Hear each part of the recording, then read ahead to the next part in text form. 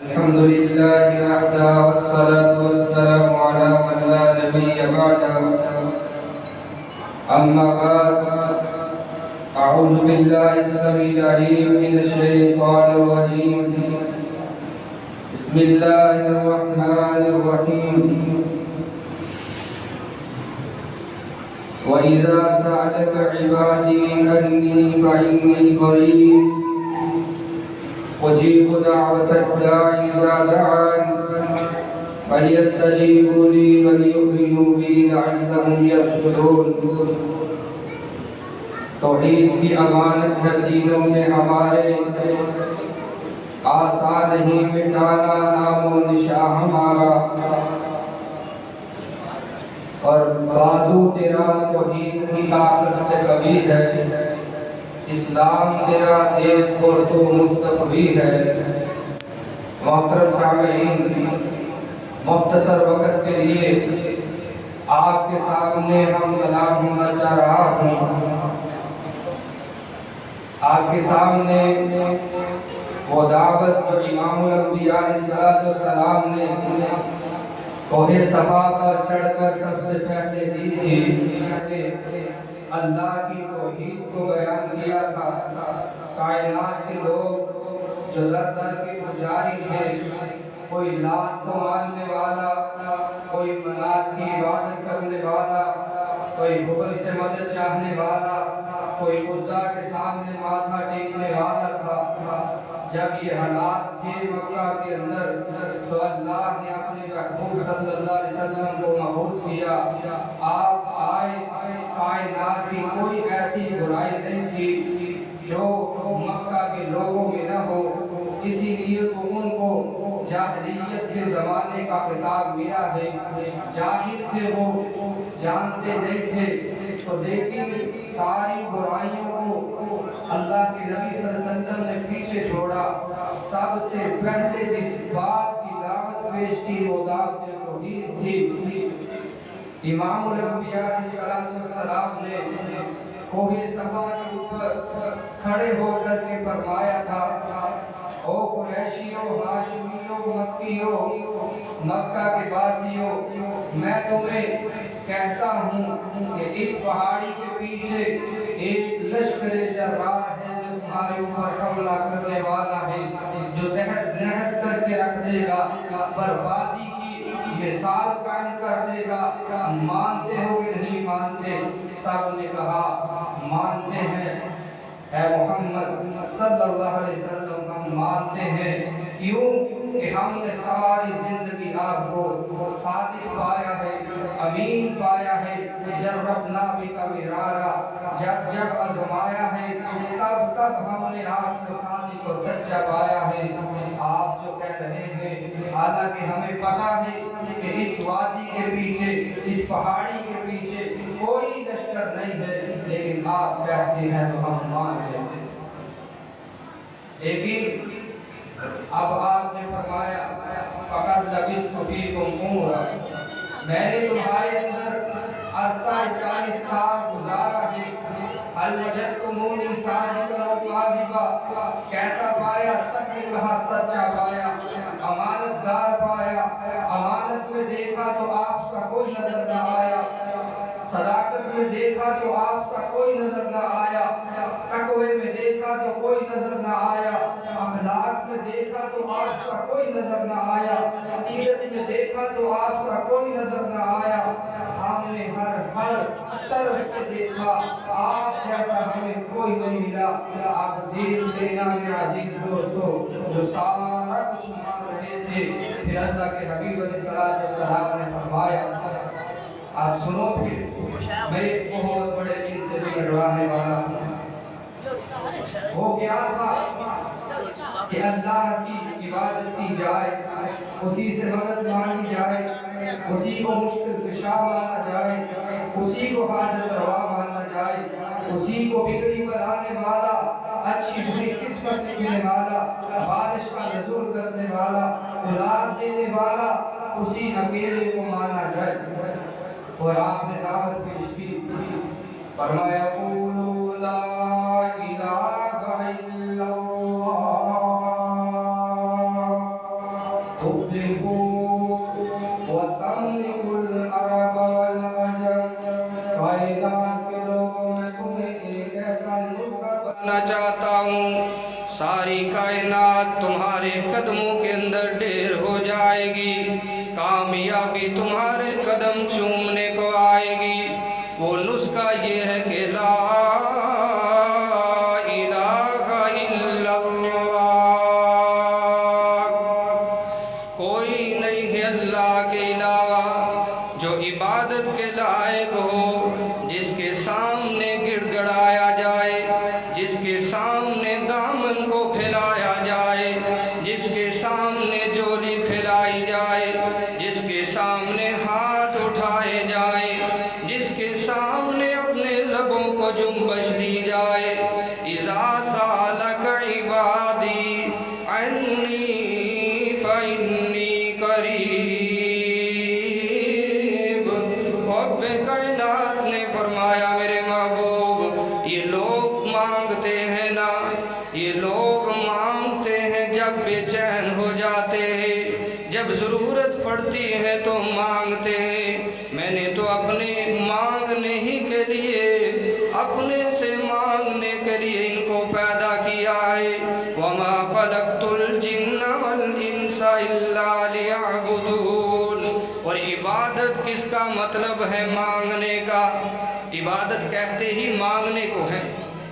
قال ربکم ادعونی استجب لکم ان الذین یستغفرون عن عبادتی۔ اللہ فرماتے ہیں مجھ سے مانگو میں قبول کروں گا، اور جس نے مجھ سے نہ مانگا گویا اس نے میری عبادت سے انکار کر دیا۔ اصل میں عبادت نام ہی مانگنے کا ہے۔ اس لیے میرے عزیز دوستو، امام الانبیاء علیہ السلام نے کوہ صفا پر کھڑے ہو کر کے فرمایا تھا کہ لا الہ الا اللہ، کوئی نہیں ہے جو تمہیں مشکلات سے نکالنے والا ہو، نہ لات نہ عزا نہ منات نہ حبل۔ یہ اس وقت کی بڑی بڑی گدیاں تھی جو سجی ہوئی تھی، لوگ ان سے جا کر کے اپنی حاجات اور مناجات پیش کیا کرتے تھے، تو امام الانبیاء نے ان سے منع فرمایا۔ میرے عزیز دوستو، آپ بھی اگر ہمیں کوئی ضرورت پیش آئے، وَمَن يَتَوَكَّلْ عَلَى اللَّهِ وَمَن يَتَوَكَّلْ عَلَى اللَّهِ فَهُوَ حَسْبُهُ، بس ہمیں چاہیے کہ ہمارا توکل، ہمارا بھروسہ اکیلے اللہ پر ہو، اسی سے مانگا جائے، اسی کو کافی سمجھا جائے۔ حاجت روائی کے لیے، مشکل کشائی کے لیے در بدر پھرتے نہ رہو۔ اللہ کا در جب موجود ہے تو اسی کے سامنے جھکو۔ یہی پہلی دعوت ہے کس کی؟ امام الانبیاء علیہ السلام کی۔ ان کے آنے کا سب سے بڑا مقصد یہی تھا کہ وہ آئے ہیں تو بت خانے گرائے گئے ہیں، 360 بتوں کو توڑا گیا ہے۔ آپ نے فرمایا تھا وَقُلْ جَاءَ الْحَقُّ وَزَهَقَ الْبَاطِلُ، فرمایا حق آ گیا، باطل مٹ گیا۔ حق چھا جانے والا ہے، باطل مٹ جانے والا ہے۔ باطل ہوتا ہی مٹنے کے لیے ہے۔ اللہ کی ذات حق ہے، وہ ہمیشہ سے ہے، ہمیشہ رہے گی، اور ہمیشہ ہی وہ آباد قائم اور دائم رہنے والی ہے۔ میرے عزیز دوستو، آپ بھی جب کوئی مشکل وقت آئے تو کس کے سامنے گڑ گڑانا ہے؟ بولیے کس کے سامنے؟ تھوڑی سی بیداری کا ثبوت دیں۔ ماشاءاللہ آپ کے دلوں کی بہار اور شیریں بیان خطباء آپ کے سامنے موجود ہیں۔ انشاءاللہ مفصل خطاب آپ سے کریں گے۔ ان سے پہلے ذرا بولیے مشکلات میں کس کو پکارنا ہے؟ اللہ ہی کو یا اللہ بھی کو؟ آج کچھ کہتے ہیں اللہ کے پیاروں کو بھی پکار لینا چاہیے، لیکن ایک پیر صاحب گزرے ہیں جن کا نام ہے پیر سید نصیر الدین نصیر شاہ صاحب۔ وہ کیا فرماتے ہیں؟ سب کا داتا ہے تم، کون داتا؟ بولیے، ایک پیر صاحب کا کلام ہے لیکن توحید کے موتی پرو دیے ہیں۔ دوسرے پیر ان سے خفا ہی رہے ہیں ساری زندگی، لیکن حق بات وہ کر کے دنیا سے جا چکے ہیں۔ وہ کہتے ہیں کہ سب کا داتا ہے تم، سب کو دیتا ہے تم،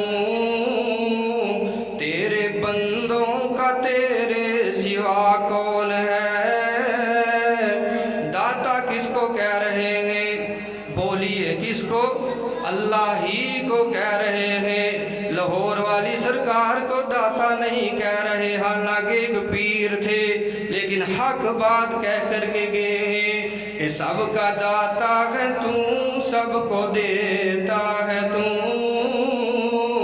تیرے بندوں کا تیرے سوا کون ہے؟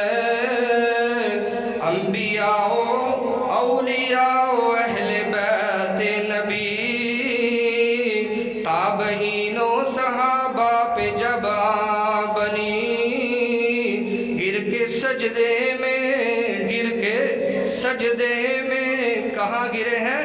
سجدے میں، گر کے سجدے میں سب نے یہی عرض کی، تو نہیں تو مشکل کشا کون ہے؟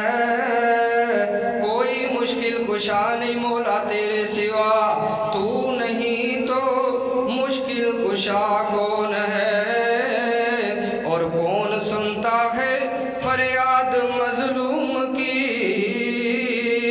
کس کے پاس ہے کنجی مقصوم کی؟ ایک پیر صاحب فرما رہے ہیں اللہ تیرے سوا کسی کے پاس کوئی کنجی نہیں ہے تقسیم کرنے کی، رزق بھی تو ہی دیتا ہے، بارش بھی تو ہی نازل کرنے والا ہے، مشکلات میں پھنسے لوگوں کی مدد بھی تو ہی کرنے والا ہے، بیٹے اور بیٹیاں دینے والا بھی تو ہے، کون سنتا ہے فریاد مظلوم کی، اس کے پاس ہے کنجی مقصوم کی، سب کا داتا ہے تو، سب کو دیتا ہے تو۔ میرے عزیز دوستو، آئیے نا اپنے عقائد کو درست کر لیجئے، ان اللہ لا یغفر ان یشرک بہ ویغفر ما دون ذلک لمن یشاء۔ قرآن کہتا ہے رب کائنات کی بارگاہ میں جو بھی کوئی اعمال لے کر کے آئے گا، رب سب کو چاہے گا تو معاف کر دے گا، زمین و آسمان کا خلا بھر کر کے بھی لے آؤ گے، انشاءاللہ اگر اس نے چاہا تو معاف کر ہی دے گا، نہ بھی کیا تو ایک نہ ایک دن انسان اپنی سزاؤں کو کاٹ کر جنت کے اندر ضرور داخل ہو جائے گا۔ رہی بات مشرک کی، بد عقیدے کی، جو اللہ کی ذات میں، صفات میں، اختیارات میں، تصرفات میں اللہ کا شریک ٹھہرانے والا ہوا، قرآن نے مہر لگا دی، انہو من یشرک باللہ، مشرک کے اوپر جنت حرام کر دی ہے۔ مہمان علماء کرام تشریف فرما ہے، اللہ سے دعا ہے اللہ جب تک ہم زندہ ہیں توحید کے اوپر زندہ رکھیے، جب موت آئے توحید کے اوپر، آخری وقت پہ اللہ ہم سب کو کلمہ توحید پڑھنے کی توفیق عطا فرما۔